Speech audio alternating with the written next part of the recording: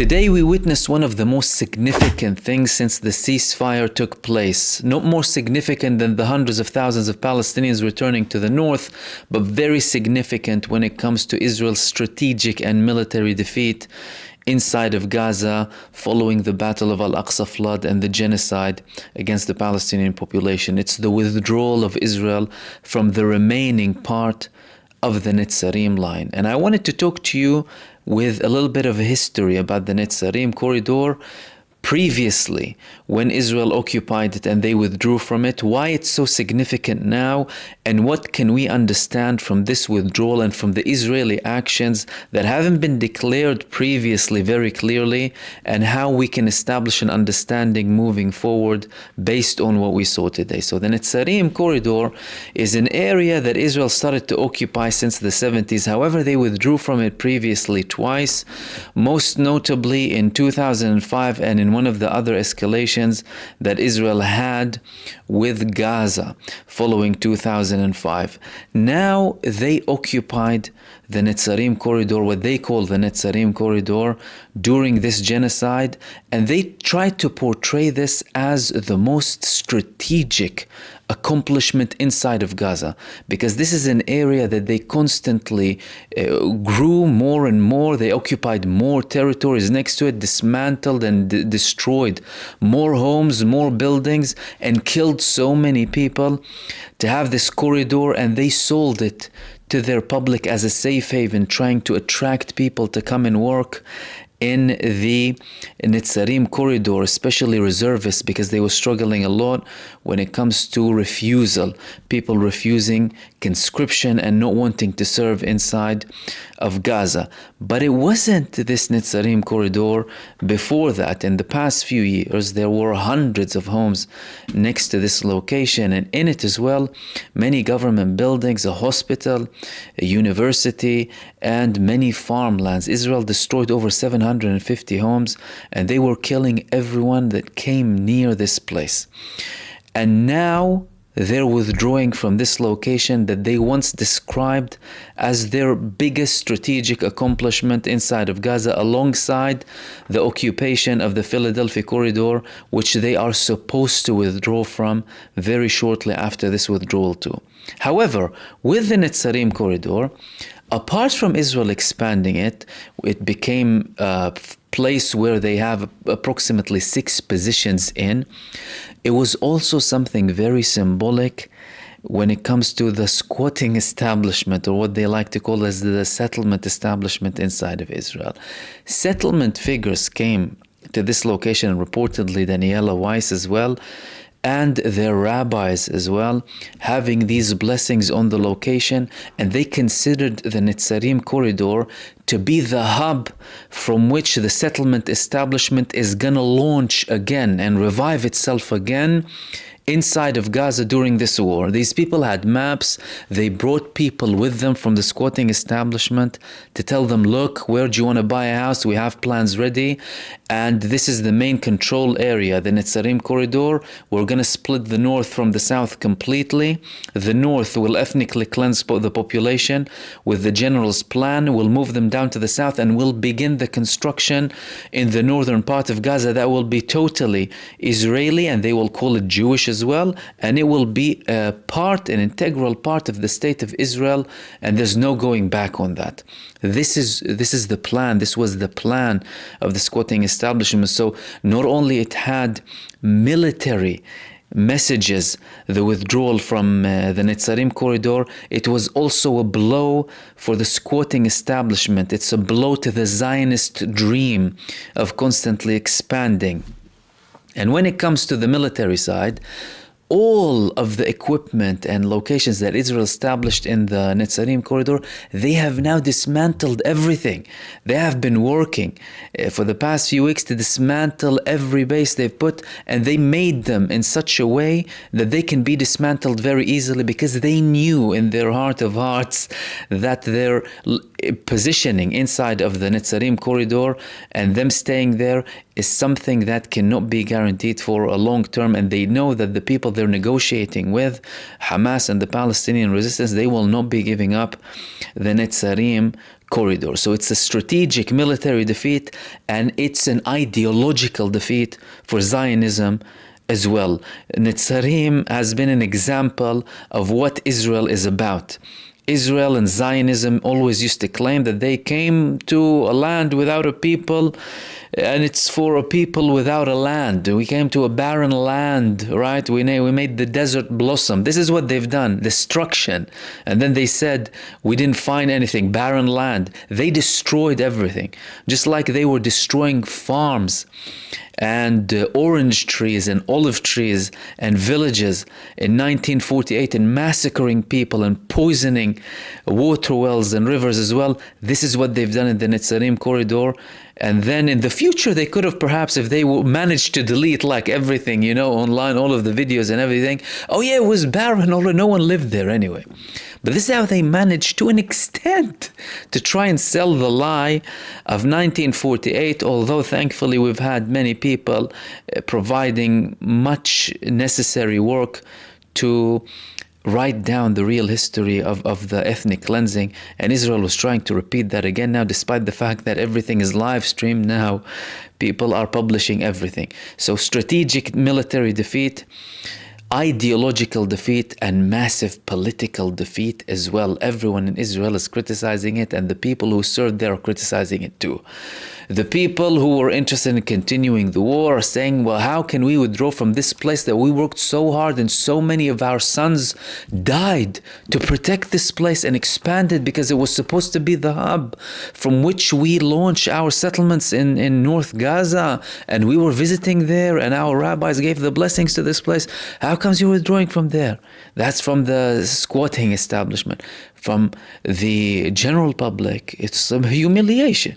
They've been fed all of these lies to convince the people to continue down this genocide, only for them to retreat from the Netzarim corridor, and shortly after from the Philadelphia corridor as well. So this is causing a lot of problems in Israel, and one of the main people this has caused problem with is Bezalel Smotrich. Bezalel Smotrich today made some statements that made the families of the prisoners of war, the Israeli prisoners of war in Gaza, furious. He said, we won't be raped again. We will not be raped in going into phase 2. And people went mad at him for using the term raped instead of forced into, for example. He said, there is no way we're going into phase 2 in the ceasefire. 90% of the citizens of Israel realize that this is a disaster. This means absolute defeat. In phase 2, as it's written, based on his statement, so that Hamas bring back the rest of our prisoners, our abductees, we need to commit to ending the war, withdrawing the IDF from all across of Gaza, including the perimeter or the buffer zone, including the Philadelphia line, and including the full reconstruction of the Gaza Strip when Hamas is continuing to control it. That's according to Bezalel Smotrich. So this man is saying outright, no way we're going into phase 2, and he seems to be convinced. He seems to be convinced based on certain agreements that he had with Benjamin Netanyahu. However, how is this statement linked to the move that they had today with the withdrawal in the Netzarim corridor, and will they be having similar moves in the future? Well, if you notice, and I like to remind people of that in many videos, the details of the ceasefire haven't been published. They haven't been made public. People can't see 10 or 20 or 30 pages and start to scrutinize them, because they would leave no doubt that Israel has been defeated and humiliated. However, Israel, they try and play on the psychological side, and they try and do moves that would counter the image of victory that is in fact happening on the ground and is written in the actual agreement. What did they do today, for example? They killed a few Palestinians. They executed them, not killed them, excuse me. Executed Palestinians who came near the Netzarim corridor. Why did they execute them? and wounded others as well, because they want to reassure the Israeli public. And how do they reassure Israelis? By executing Palestinians and also showing them that we're still there. We're withdrawing, but we're still there. We're in close vicinity. Now, in Israeli media, they were criticizing, saying that, oh, look how close the Palestinians are to Kibbutz Nir Oz, next to the borders. They were walking on Gazan territories, that's Palestinian territory, like the Palestinian occupied territory. Nir Oz is occupied territory too. However, we're talking about now. And they went and killed some of them. Okay, they are trying to reassure their population that this is how they're doing it. Previously, the delays that they had, the threats against Hamas, the delay in releasing the Palestinian prisoners, all of these things, all of these moves, like Israel's whole campaign, is based on the psychological warfare to force the people to believe that they have been defeated, despite the fact that we have the contrary happening on the battleground between the resistance and the occupation forces, during which the Palestinian resistance humiliated the occupying terrorist forces inside of Gaza, like they were humiliated in other parts too. How do they cover it up and make this image of victory? Through mass terror against the population and civilians. And now, with the clauses of the ceasefire being implemented, they're trying to have these moves to counter and cover up and make the people in Israel view this as a victory somehow, despite the fact that polls show that 95% of them view this as a defeat. Only 5% believe that they have won inside of Israel. But we can understand something based on what's happening now in the Netzarim corridor and what's happening in general and what's going to happen in the future when it comes to ceasefire. Not a lot is being spoken about. Very small details are being published. However, they're very big and massive on the ground. Massive. The fact that the Palestinians were able to go back to the north, massive. The fact that Israel accepted a ceasefire with Hamas present, massive accomplishment. Withdrawing from the Netzarim line, massive accomplishment. Tenfolding the amount of aid going into Gaza. All of these things are significant accomplishments. And you're talking about a country that used to say, Israel, everything opposite. We won't allow aid and we won't let these people live. We won't let people go back to the north. The north is going to be, that's it, Israeli territory. We won't be withdrawing from the Netzarim corridor. Netanyahu himself, we won't be withdrawing from the Philadelphia corridor. Netanyahu, we won't stop until we eliminate the Hamas. Netanyahu. All of that. And they're doing the opposite on the ground, but trying to save face. This is an indication of what may happen in the coming phases as well, phases 2 and 3. And clearly, Israel started to negotiate, regardless of anyone, like Smotrich is saying, by the way, and that man who used to bark before, Ben Gvir, now he's out of the government, this little dog barking too, and others barking, including Netanyahu himself. What's happening on the ground is that these people are implementing the clauses that they agreed upon. And again, regardless of the barking coming from Donald Trump and his administration as well. The things on the ground are, the agreement is being implemented with some breaches, with some delays, but it's happening at the end of the day. Is there a possibility to break it? There is a possibility to break it, undeniably. However, the fact that we got into this means that the Israeli side, led by Benjamin Netanyahu, clearly had an interest in going in after the massive failure, the massive losses, the massive destruction, the economic losses, the over 60% refusal to follow orders and conscription in the Israeli army, the fact that tens of thousands of their army have been either killed or wounded, many of them maimed. All of these things are very significant, and Israel tried to cover all of that up for the past 15 months without any much success, really. Mainstream media, the people who are on their side try to, of course, portray this image of it. On the ground, they have been defeated, they have been humiliated, and this is an example. That's the first thing that I wanted to talk to you about in this video. And the second thing that I wanted to talk to you about is related to reports about the Saudi response when it comes to Israel. There was a comment coming from a member of the Shura Council in Saudi Arabia who criticized, actually mocked Trump's plan to relocate the Palestinians and suggesting that, no, again, it's Israelis who should be relocated. Similar to the Iranian suggestion, the Iranian foreign minister suggested a few weeks back that, move Israelis to Greenland. But this time, the Saudi member of the Shura Council said that, move them to Alaska first, and then move them to Greenland after you annex Greenland. And this is coming with more condemnation from Arab states about this plan to relocate the Palestinians to other countries too, including Saudi Arabia.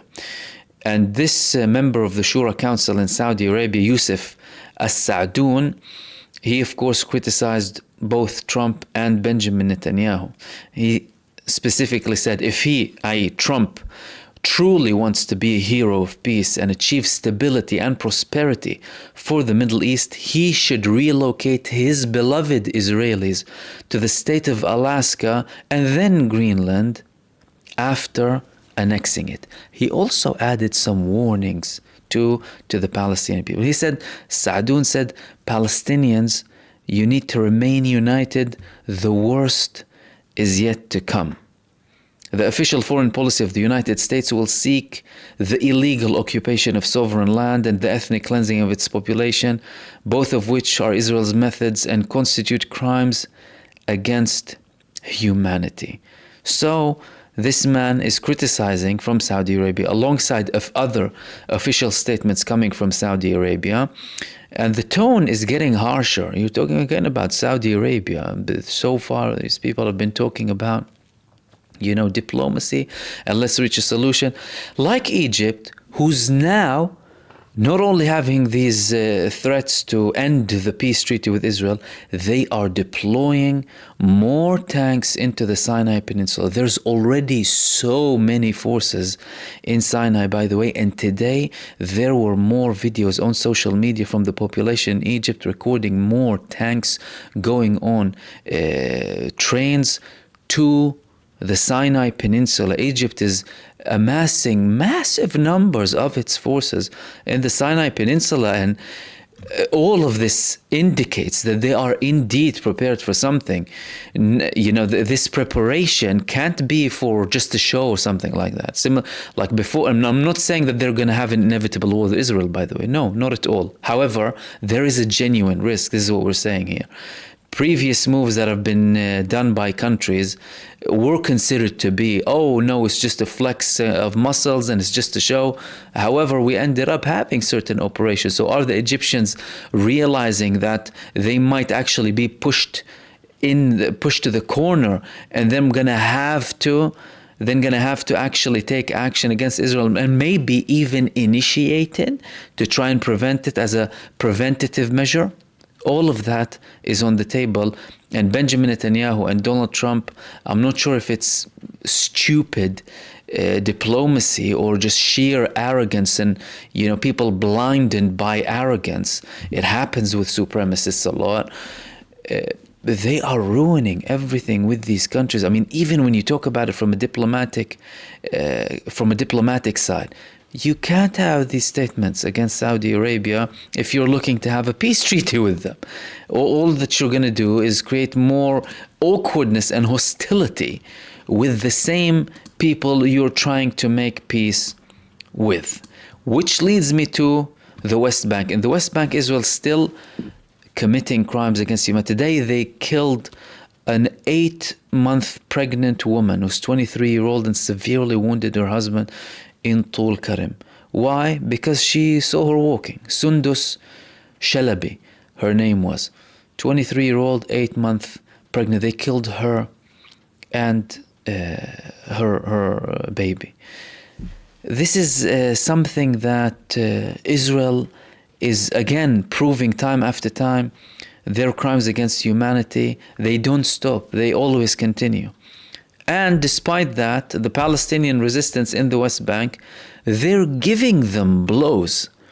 They're giving them blows in the West Bank today. Al-Qassam brigades, in collaboration with Al-Quds brigades and 2 other resistance movements, they had an ambush against terrorists who were in one part of Tul Karim, and they had a successful operation against them. However, the main thing is the campaign is still continuing. This state of terror is still conducting this barbarism in the West Bank, and they're still having these breaches in Gaza, despite the fact that we do have a ceasefire at the end of the day.